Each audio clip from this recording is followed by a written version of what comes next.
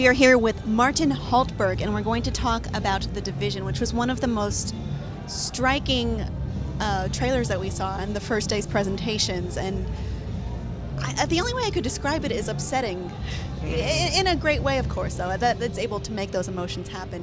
Can you talk about that a little bit?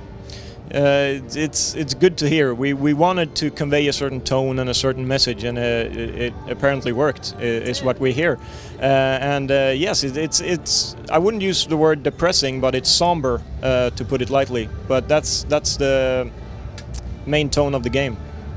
So there's a lot of the apocalypse genre, and surviving that is a huge, very big topic across many mediums these days. What sets this game apart? Well, first off, it's we don't go all the way into the apocalypse. It's more what we call mid-crisis. So the apocalypse hasn't happened yet. You can still turn it around. To us, we have a serious and somber tone, but the main idea is hope. The hope of actually saving New York in this case. So yeah, it's not post-apocalyptic, but nearly there. It's not post, just in progress. Media in res, sure. Ongoing apocalypse. Yeah, we're still in it. So, tell me a little bit about from the gameplay perspective. What's changed in this game? Yeah, what we do this year that we didn't do last year, we introduced a couple of factions. We called one the thugs, generic bad guys, looters that go on a rampage, and we also have the cleaners, the guys with the flamethrowers that try to burn away everything in order to kill the virus. We have the base of operations, which is also new, a system of trying to regain control by setting up functions again in society.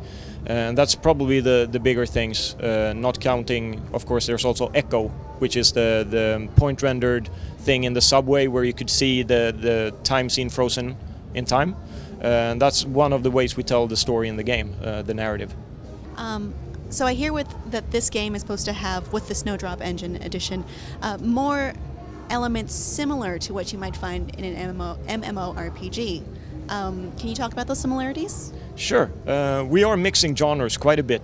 We call it an open world, online open world RPG, because we don't want to call it a full MMO, because it's not, and it's not just an RPG because you play it with other people.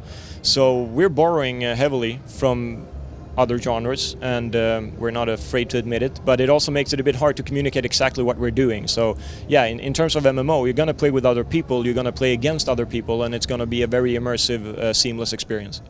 Very cool.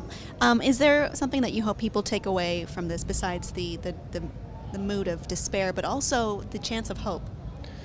I would say one of the more important messages in this game, at least from my perspective, and what we want to tell people, is that as people, we have to help each other. Society is about people, and only when we work together is society worth saving. And that's kind of the bottom line, I think, at least for me, in what we're trying to say. Do you hear that, Internet?